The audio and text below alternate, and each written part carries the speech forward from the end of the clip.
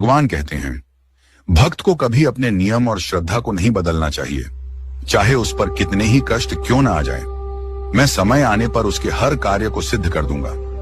एक व्यक्ति था, वह रोज की तरह एक दिन सुबह सवेरे उठा, स्नान किया, साफ सुथरे वस्त्र पहने और भगवान के दर्शन करने के लिए मंदिर की ओर चल पड़ा। उसका उद्देश्य केवल एक था, भगवान के दर्शन करके आत्मिक आनंद प्राप्त करना। चलते चलते जब वह रास्ते में था, तभी उसका पैर एक पत्थर से टकरा गया और वह ठोकर खाकर गिर पड़ा। उसके वस्त्र कीचड़ से सन गए, लेकिन वह निराश नहीं हुआ।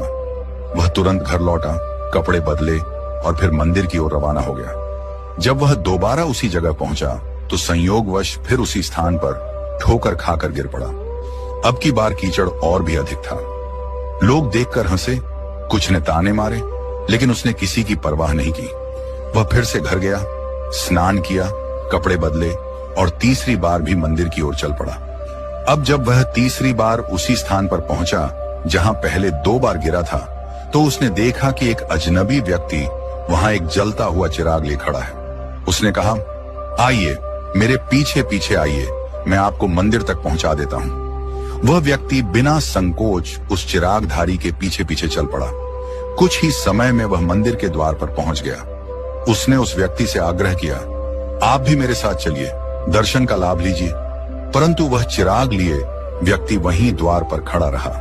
कई बार आग्रह करने पर उस व्यक्ति ने कहा, मैं अंदर नहीं जा सकता क्योंकि मैं काल हूं। यह सुनकर भक्त चौंक गया, स्तब्ध रह गया।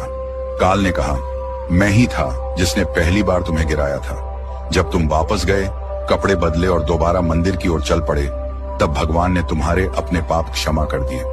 मैंने फिर तुम्हें दूसरी बार गिराया और जब तुम फिर बिना क्रोध या निराशा के वापस लौटे, स्नान किया, वस्त्र बदले और फिर मंदिर की ओर चल पड़े, तो भगवान ने तुम्हारे परिवार के पाप भी क्षमा कर दिए। अब मैं डर गया कि यदि मैंने तुम्हें तीसरी बार गिराया और तुम फिर उठकर मंदिर चले गए, तो भगवान तुम्हारे पूरे गांव के पाप क्षमा कर देंगे। इसलिए मैं स्वयं आया हूं तुम्हें मंदिर तक पहुंचाने। ये बात हमें सिखाती है कि जब श्रद्धा अडिग होती है, जब नियम दृढ़ होते हैं, तो स्वयं बाधाएं रास्ता छोड़ देती हैं।